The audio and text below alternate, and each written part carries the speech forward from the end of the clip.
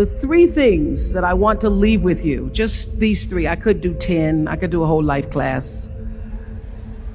But just these three things will carry you if you let them. First and foremost, knowing who you are. Knowing who you are. Being able to answer this question, who am I? And what do I want? Who am I really? My answer is I am God's child. I am that which is born of all that is. I am, as Pierre de Chardin said, a spiritual being having a human experience. Come trailing the breath of the ancestors yet, but trailing the breath of the angels. And understanding that because I am connected to the source of all that is possible for me. That's who I am. And what do I want? I don't want to just be successful in the world. I don't want to just make a mark or have a legacy. The answer to that question for me is I want to fulfill the highest, truest expression of myself as a human being. I want to fulfill the promise that the Creator dreamed when He dreamed the cells that made up me. What do I want? You must have some kind of vision for your life. Even if you don't know the plan, you have to have a direction in which you choose to go. What I've learned is that's a great metaphor for life. You want to be in the driver's seat of your own life, because if you're not, life will drive you. So, knowing who you really are in this space and time that we embody. That's number one. What do you want? Who are you? Number two, you must find a way to serve. Martin Luther King said that not everybody can be famous, but everybody can be great, because greatness is determined by service. Now, we live in a world where everybody wants to be famous and where we admire people for just being famous. We think being known brings us value. The truth is, all of that will fade in time. In 3 years, you won't be able to name the housewives of Atlanta. The real truth is that service and significance, service and the significance that you bring to your service is that which is lasting. So to be able to, whatever your occupation or job or talent or gift is, our honorees today getting doctorate degrees, to apparently opposite fields, HIV and AIDS and the spoken word. But what they have in common is service, using the spoken word in service to community and the world, using your knowledge and information about HIV and AIDS and medicine in service to the world. And if you look at all the most successful people in the world, whether they know it or not, they have that paradigm of service. Everybody's talking about Mark Zuckerberg and IPO. Service. Jay-Z rapping. Service. Through the word, to people, through song. For many years, I was really just happy to be on TV, and people would stop and say, "Oh, you on TV?" "Yeah, I'm on TV. I like being on TV.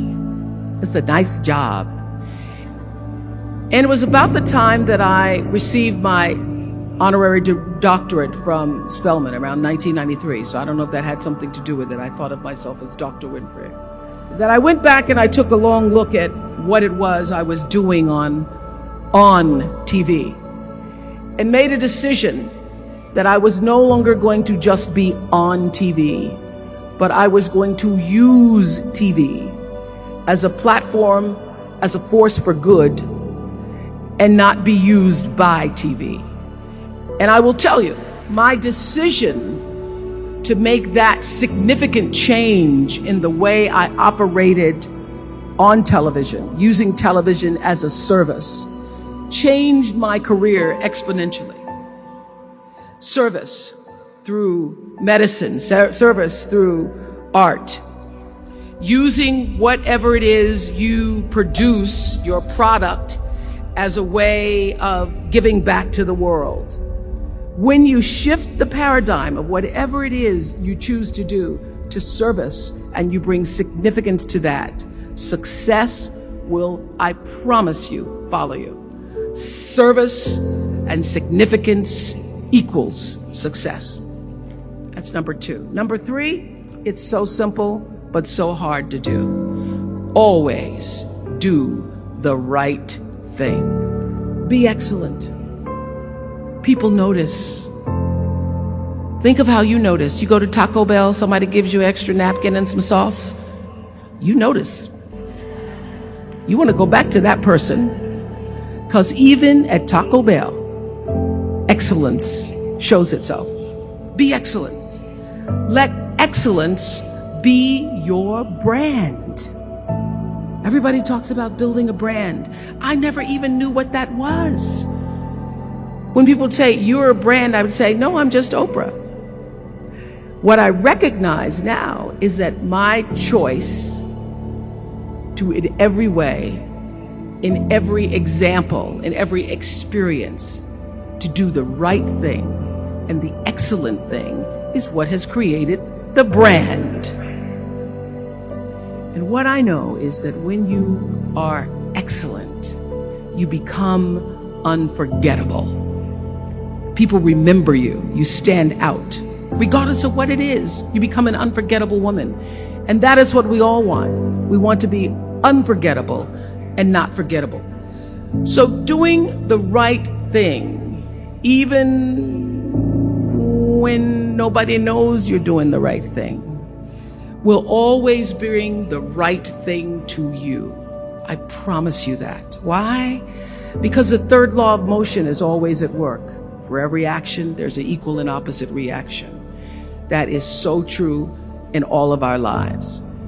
You just have to do the right thing, and the right thing will follow you even when people don't support it. I remember many times on my show. There are many shows y'all never saw. And the reason you didn't see them is because I got the last vote. And I remember 2010, my team, hardest working team in television, had done this interview with a woman who turns out she was a Sunday school teacher by day and a sex addict at night. And they were like, you won't believe it. We got her going out, we got her with the men, and we get to show her, and she was willing to show us everything. I sat down with a woman for an interview that was taped. And during the process of the interview, I said, why are you doing this? And she said, oh, I want to help people. I want to tell my story and I want to help people. I said, do you have children? She says, yes, I have a 10-year-old son. I knew right then this is never going to see the light of day. So we got off the air and I said to the lady, we are not going to air that show. And she said, why? My producer said, why? She knew she was being filmed. She knew what she was saying. She knows what you... I said, because her son will never get over it. Her son will never get over it.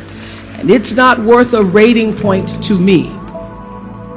Not worth a rating point to me to know that there's a 10-year-old boy who's destroyed because his mother went on the Oprah Winfrey Show and told all her business. You do the right thing even when other people think it may not be. And oftentimes when you make a decision to do the right thing, immediately you're faced with doubt. Was that the right thing? Was that the right decision? I don't know. Was that the right thing? You always know it's the right thing, when in the end, there is peace. You are rewarded by peace in knowing that you did the right thing.